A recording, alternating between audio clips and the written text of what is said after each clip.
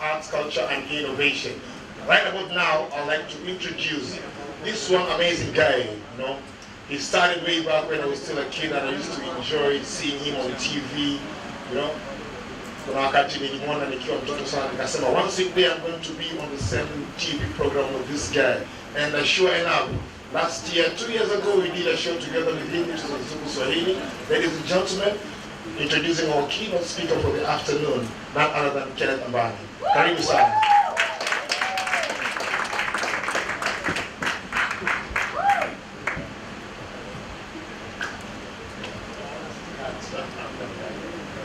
We say cut. Thank you very much, Mr. MC.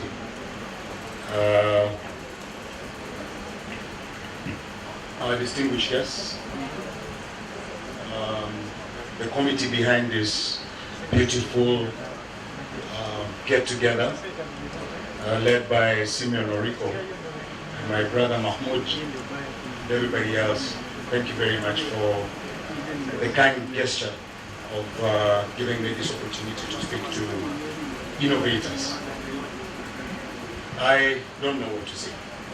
Because what was said is literally everything that was scripted in here. And probably now I can twist it and turn it into my personal experience and how we can help grow our industry, so to speak, within Pwani, within the region. First, I'll introduce myself. My name is Kenneth Ambani, as you rightfully heard. I'm an actor. That's what all Kenyans know. I'm not sure they know my other side of life. I'm a corporate guy. I'm the current regional manager, Postal Corporation of Kenya, Pwani, Coast. Came in, I think, about 4 months ago. I've been in Nairobi. I was at the headquarters. But I've been combining the two worlds so very well. Why? Because we've got to put bread on our tables and we've got to take our children to school. With regard to today's discussion, arts, culture, and innovation, we have been helped to demystify what innovation is all about, what technology is all about, and how technology has come into being into this beautiful country. And one story comes to mind when I was listening to her. When my good brother introduced me, he mentioned a program called Tausi. Tausi was a beautiful production, and it basically catapulted some of our careers, some of us individually. Because I remember I was with Mahmoud at Kenya Post and Telecommunications then, but I was still acting. And somehow, I think I went a mile or two ahead of Mahmoud because of because of that, being on screen. And something came to mind when I was listening to the beautiful lady, Daktari. She talked about how things have changed and how technology has basically created the easiness of our communication and of letting people know what we are doing. Tausi, when we did Tausi, we had a single TV station. I think we remember that. And when we were doing this production, I was partly assisting in production and at the same time acting. I remember a point where we had usually those who were there then, a huge camera, a single camera, that you wait for your take like about 10 takes before you say that scene is done. 10 takes before that scene is done. And then the tape is taken. The entire tape is actually pulled out of the camera. And it's taken to the edit suit. Do you know where the edit suit was? Say we were in South Sea shooting, and the edit suit was in Kasarani. We had a single edit suit within Nairobi for KBC. So what used to happen, that tape leaves where we're shooting, and somebody hops into a vehicle, drives all the way to Kasarani to throw this thing into the machine so that we can start editing the stuff that we did on that specific day. Tell you what, it got to a point where some other times you have, say, like about 4 tapes.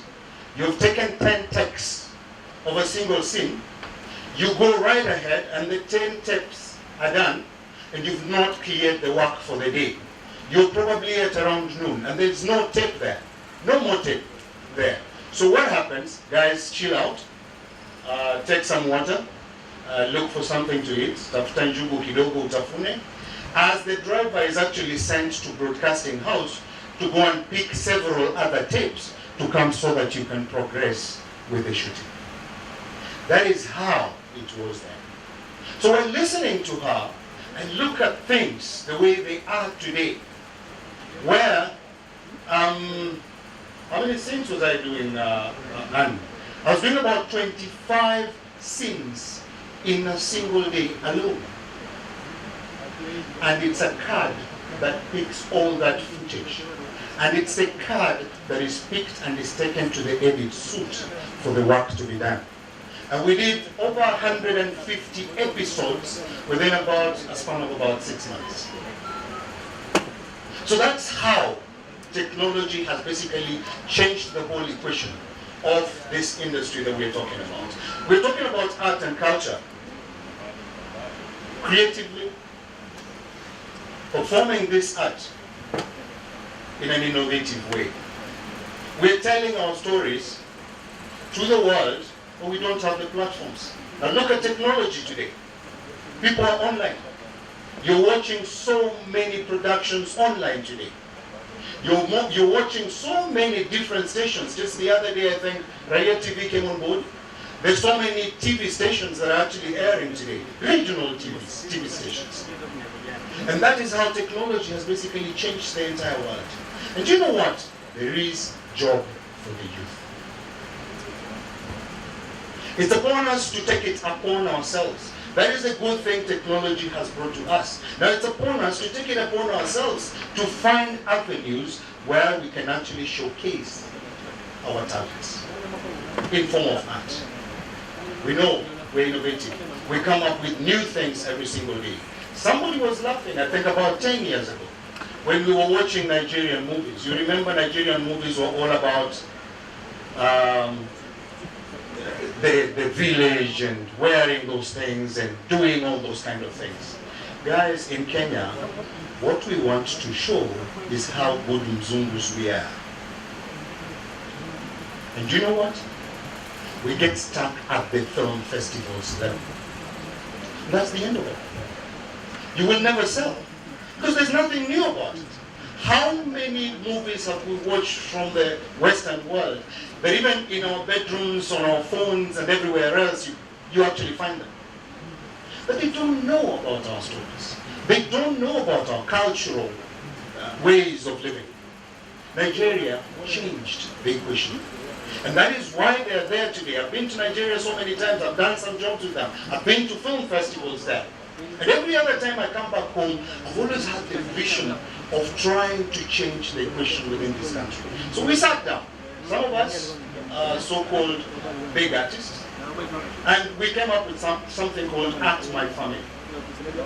So what happened, we tried to engage the government so that the government can come in and then come up with some policy equation, so to speak. And this had to involve parliamentarians so that we make it law. Where, apart from the national government supporting art, we come to the county government. The county government, you remember those days, Wazee kama mimi, we had social halls. Where did the social halls go to? People didn't know the use for these social halls.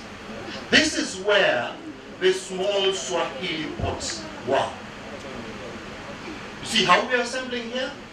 The youth used to come together and come up with something constructive. And that something constructive that was actually being done then was identified by the local governments. Then the local governments would pick it, sell this to the national government, and funding would come on board. And the youth would find jobs. Are we doing that today? All the social halls were so-called grabbers, are the beautiful land grabbers. We have a beautiful Swahili port here. And I was telling my brother Mahmoud, when are we going to ever have a beautiful another Swahili port in Kilifi? Have another beautiful Swahili port in Voi. Have another beautiful Swahili port in Lamu. And all these places. Apart from the county level, let's go regional. We're talking about Pwani. We're talking about coast. This can only come in if, as a team, we come together, the leadership of Swahili Port, the leadership of the county government, come together. Then the minute you believe in this idea, that is the only way you can preach this to the national government so that we get funding and move it to the next level. And trust me, the youth are yearning for such opportunities. To come and see Ken Ambani, talk to them, to come and work with Ken Ambani. He just mentioned it. He saw me in Bakarani. I grew up in Bakarani, Mombasa. I went to Alidina Visa High School. I am, oh yeah. Alidinans are well known to shout when the time comes. I went to Alidina Visa High School. And I'm proud of this region. I'm very, very much proud of this region. And every other time I walk out there, people identify me with Coast as much as I'm called Ambani from Western. And the way we place people into tribal cocoons. Guys, we need to wake up and realize that the art that we have in us can actually be pushed to the next level only if we come together as one and do what we need to do so that we grow. What do we need to do? We're talking about funding. Anybody who puts in money into any form of investment wants to see a return. More often, we get people's money and we mismanage it. I'm talking to producers of this beautiful productions that we see on air.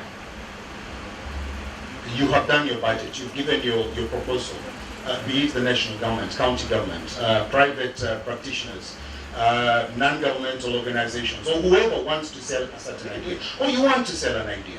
You will pitch it and they will give you the money. How do we get these talents to come on board? Let's do the right thing and invest this money in the right places.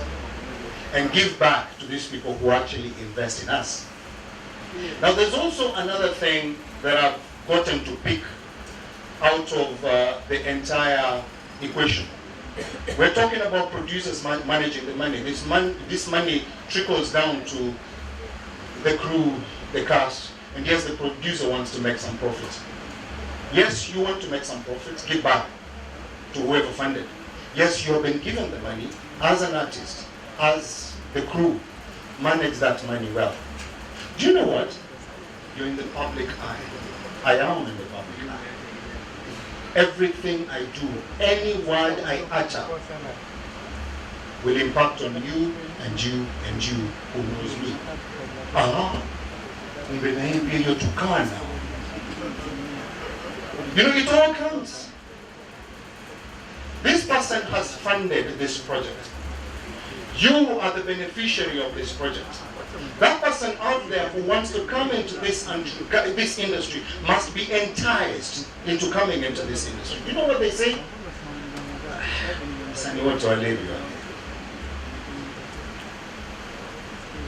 Will you be funded next time? No, you won't. The county government will not come in.